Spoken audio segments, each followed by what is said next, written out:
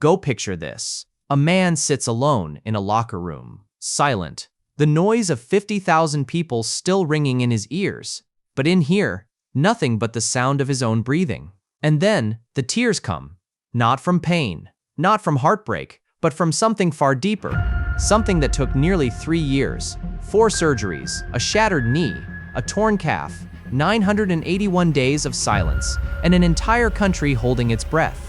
His name is Neymar Jr., and this moment, this was worth every single second. Go before the fame, before the €222 million price tag, before the gold medals and the Ballon d'Or nominations and the debates about legacy, there was a boy from Mogi das Cruzes, a small city in the state of Sao Paulo, where the streets were narrow and the dreams were enormous. Neymar da Silva Santos Jr. grew up watching his father play football on dirt pitches. And from the moment he first touched a ball, everyone who saw him play understood this was different. This wasn't a footballer being made.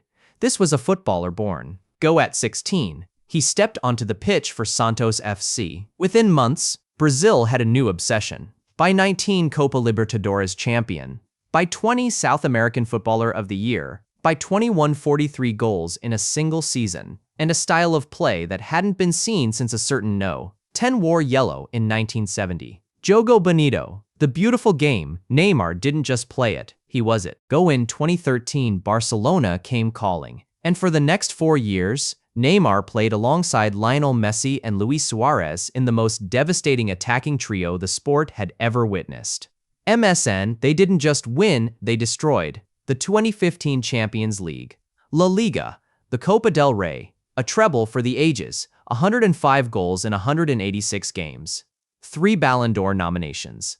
The world wasn't just watching Neymar anymore. The world was waiting for him to become the greatest. Oh, and then he left. In August 2017, Paris Saint-Germain activated his release clause, €222 million, the most expensive football transfer in human history. A number so absurd, people thought it was fiction. PSG had given Neymar the one thing Barcelona couldn't, the #1 spot. But Paris, for all its glamour, would never give him the one thing he truly wanted. And somewhere between the lights and the injuries and the controversies, the clock began ticking. But before Paris, there was 2014.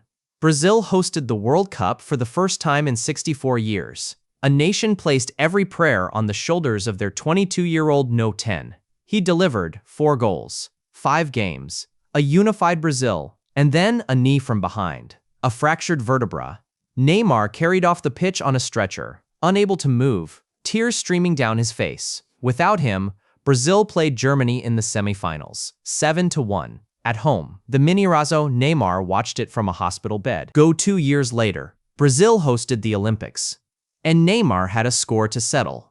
The final against Germany, the same nation, the same wound, in Rio de Janeiro. After 120 minutes of football, still level. Penalties. Neymar stepped up last. The entire stadium fell silent. He ran. He stuttered. The goalkeeper went the wrong way. The net rippled Brazil's first ever Olympic gold. And Neymar fell to his knees and wept. Tears that felt like 2 years of pain finally leaving his body. Go Russia. 2018. Neymar arrived with expectations through the roof. He scored. He assisted. He performed. But the theatrics overshadowed the talent, and the world laughed. Those who watched closely, though, saw something different. A player desperate to win. Desperate to prove himself. Desperate to drag Brazil forward on willpower alone. Brazil fell to Belgium in the quarterfinals. Neymar cried again. Different tears this time. Go Qatar, 2022. An ankle injury in the opening game, days of agonizing uncertainty. And then, Neymar limped back for the quarterfinal against Croatia. In extra time, he scored his 77th international goal, equaling Pelé. Tying a legend, the crowd roared. Brazil seemed destined. And then the penalty shootout. Croatia's goalkeeper saved. Brazil were out. Neymar sat on the pitch, face in his hands, shoulders shaking. He was 30 years old. He had 3 World Cups, 0 titles. And the clock was running out. Go October 17, 2023. Uruguay versus Brazil. A routine qualifying match. And then the sound every footballer fears. A pop. A collapse. Neymar on the ground, face hidden in his hands, the pain written across every muscle in his body. ACL, meniscus, left knee, both gone at once. He had not played for Brazil since. 981 days would pass before he wore yellow again. And in those 981 days, the question the entire football world kept asking was this: would Neymar ever truly come back? The next 18 months were the darkest of his career. Surgery, a full year of rehabilitation at Al Hilal in Saudi Arabia, a club he'd barely played for. A return in October 2024, just 2 brief appearances before a hamstring tear sent him back to square one. He returned to Brazil, signed for Santos, his boyhood club, built himself back from scratch, playing in a league far from the global spotlight. And the critics were relentless. He's finished. He's too old. He's too injured. Brazil don't need him anymore. But Neymar had heard those words before. Go May 18, 2026. Carlo Ancelotti stood before the cameras to announce Brazil's World Cup squad. The room held its breath. The entire country leaned in. And there it was, Neymar Jr. Santos forward. Brazil erupted. Some with joy, some with doubt, some with both. Was Ancelotti being sentimental? Was this right? Was a man who hadn't started a competitive match in over 2 years really ready for the World Cup stage? Ancelotti had a simple answer. He is an important player. He will be important at the World Cup.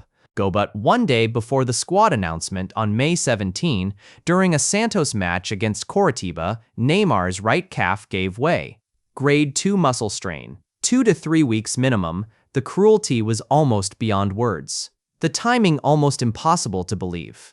The man who'd survived an ACL, a meniscus, a hamstring, a fractured vertebra, and multiple ankle surgeries hurt again. One day before his final World Cup began, Brazil opened against Morocco, a 1-1 draw. Neymar watched from the stands. Brazil beat Haiti 3-0.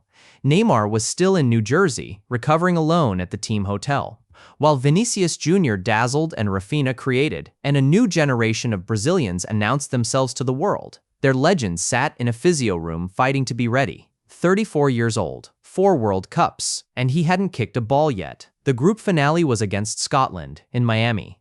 And the question hanging over every training session, every press conference, every Brazilian fan's heart was the same: will he make it?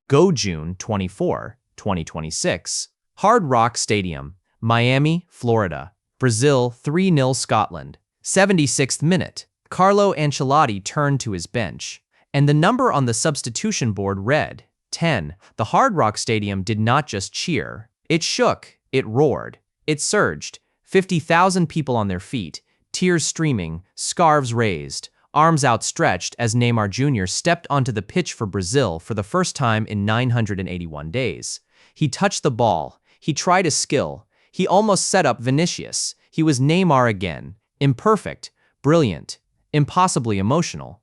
20 minutes, that was all he had. But 20 minutes was enough. After the final whistle, Neymar walked into the locker room, sat down alone, and the tears came. Not the tears of a broken man. Not the tears of 2014 when the stretcher carried him away. Not the tears of 2022 when Croatia ended Brazil's dream. These were different. The tears of a man who had stared into the abyss and climbed out. I went to the locker room all alone, and I shed a few tears. It is an immense relief. I thank God for giving me the opportunity to experience this again. Outside, Vinicius Jr. could barely contain himself. It's a huge moment for everyone because our idol is back. Someone who battled to be here with us. Brazil advance as Group C winners. And Neymar, with every game that passes, grows sharper, more dangerous, more himself. He is only the 4th Brazilian alongside Pelé, Jalma Santos, and Cafu to appear in 4 different World Cups. The second player after Pelé to wear Brazil's sacred Nahite, 10 in 4 separate tournaments. 79 international goals, 8 World Cup goals, 4 assists, and the one trophy that would complete the greatest football story ever told. Still waits the 6th star, the one Brazil has chased for 24 years. Could this finally be the moment? Here is what the numbers don't tell you. They don't tell you about the boy who grew up watching his father play on dirt pitches. They don't tell you about the nights in the physio room, alone, unsure if his knee would ever hold. They don't tell you about the 1,600 days of his career lost to injury, 4 full years stolen by fate. They don't tell you about the man who sat alone in a Miami locker room, in tears, after 20 minutes of football because 20 minutes was everything. Neymar may never win the World Cup. The debates about his legacy will outlast all of us. But this comeback, this last dance, this defiant return on football's biggest stage, this is what sport was made for. The boy from Mogi das Cruzes. Still running, still fighting, still wearing yellow, still believing.